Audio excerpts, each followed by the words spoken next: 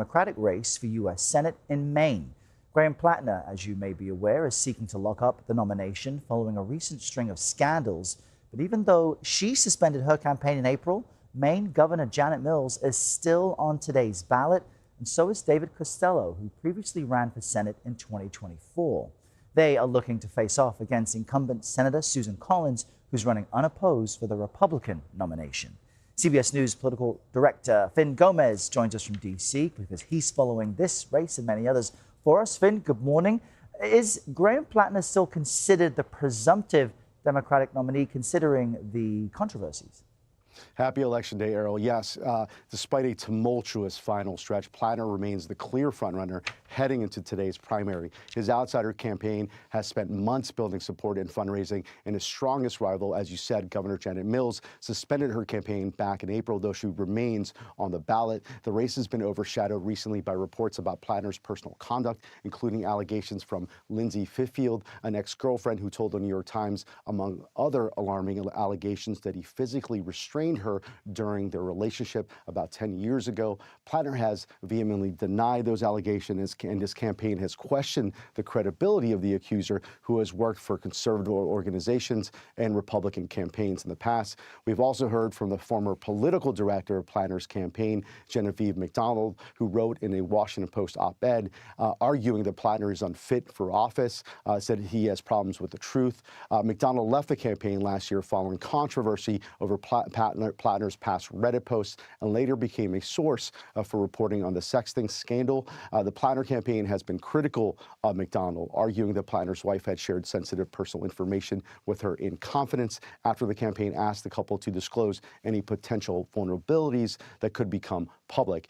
Fifield responded to the op-ed praising McDonald in an X post, but even with the controversy dominating the final days of the race, Errol, most Democrats that we have spoken to in Maine still expect Platner to secure that nomination tonight. And indeed, Fin, Platner's allies in Congress, his Democratic allies, they're standing by him despite these controversies. Is that more about him or about their goal to get the majority?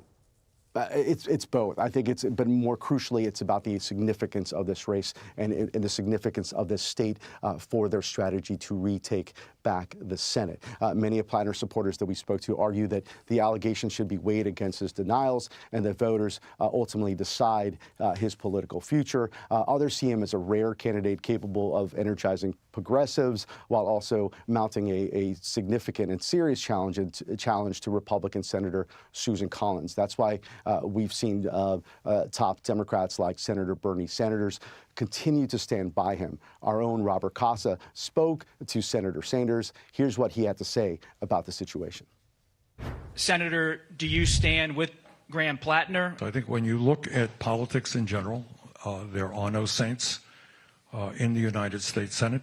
We need allies in the United States Senate who have the guts to take on the big money that is dominating this country, who have the guts to say that every American is entitled to health care as a human right, who have the guts to say that maybe we don't give tax breaks to billionaires, but demand that they start paying their fair share of taxes. I'm supporting Graham Platner. Ultimately, Democrats today will be the ones who decide how significant this growing controversy matters. Again, some Democrats that I've spoken to, top Democrats, say Maine is crucially important to their path to securing the majority in the Senate. That's why this race is so important. All right. Errol. Fin Gómez in Washington. Thank you, Fin. South Carolina is also holding its primary elections today, and that includes the race to replace term-limited Republican Governor Henry McMaster. There are some names you might recognize from Capitol Hill on the GOP side. U.S. Representatives Nancy Mace and Ralph Norman. Lieutenant Governor Pamela Evette received the president's endorsements. State Senator Josh Kimbrell, former business executive Ron Reddy, and State Attorney General Alan Wilson, they're also in the running. And as we flip it over and look at the Democratic side, you've got State Representative Jermaine Johnson, Attorney Mullins McLeod, and businessman Billy Webster trying to make it in November. So what do we make of all this? Well, let's check in with CBS News correspondent Skyler Henry. He's covering this out in Greenville, South Carolina today. Skyler, good morning. So based on the folks you're speaking to, who are the key frontrunners to be on the ticket for governor come November?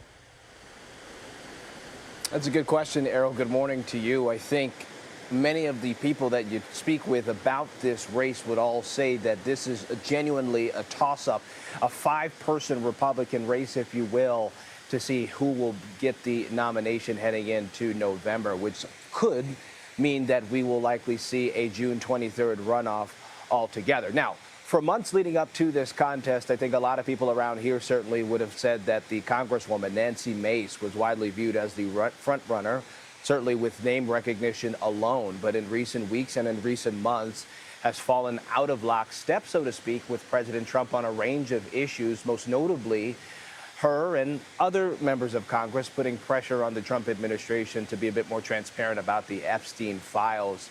What is notable, Errol, is that in many of the other primaries that we have seen leading up until this point, in races in Kentucky and perhaps even Texas, the members of Congress, both in the Senate and on the House side, that have called for those files to be released have been ousted, or at least certainly faced a considerable amount of pressure in the initial competitions. I'm looking at Thomas Massie in Kentucky to name one race in particular. And so I think that will be an interesting tell moving forward, especially considering the fact that President Trump has endorsed the lieutenant governor in this state, that is Pamela Abbott, who you pointed out. This was a late endorsement. In fact, the president was part of a tele-rally just yesterday for Abbott and Senator Lindsey Graham, who's also running for re-election, and said that he is throwing his support behind the two of them, calling Abbott a fighter and a friend of the president. So I think it'll be interesting to see whether that late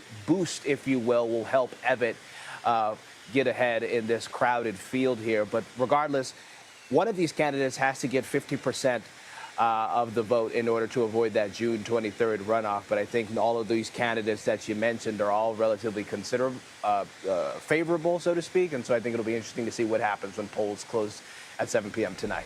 All right, we'll stay close to your coverage. Skyler Henry in South Carolina for us. Thank you, Skyler. And a week after California held its primary elections, the runoff to run the state's biggest city is set. CBS News projects LA City Council member Nithya Raman will face off against incumbent Mayor Karen Bass. Bass secured enough votes to advance to the November election last week, you'll remember. In a statement posted online just last night, the progressive candidate said she was incredibly honored to advance to the general election and invited Angelenos to, quote, join our movement to build a city that works for everyone. Still, Spencer Pratt has not conceded the race. In his own post, as you see here, the political newcomer told voters the contest remains tight and hundreds of thousands of votes are still outstanding. Pratt has also raised doubts about the fairness of this election.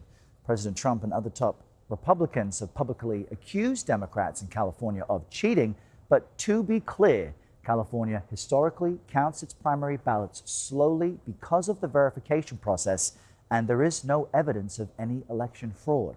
CBS News Elections and Surveys Executive Director Anthony Salvanto brings us more on the LA race. He filed this report just last night.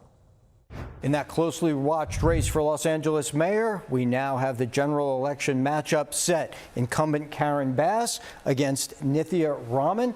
Here is how it unfolded. Raman extended her lead over Spencer Pratt tonight. She had taken the lead last night. In fact, if you rewind and look at recent days, the vote reports coming in, Raman had continued to do well. A lot of Democrats breaking towards her, and that is what put her into second place. So it's Bass and Raman in the general election come November in Los Angeles. I'm Anthony Salvanto, the CBS News Data Desk in New York.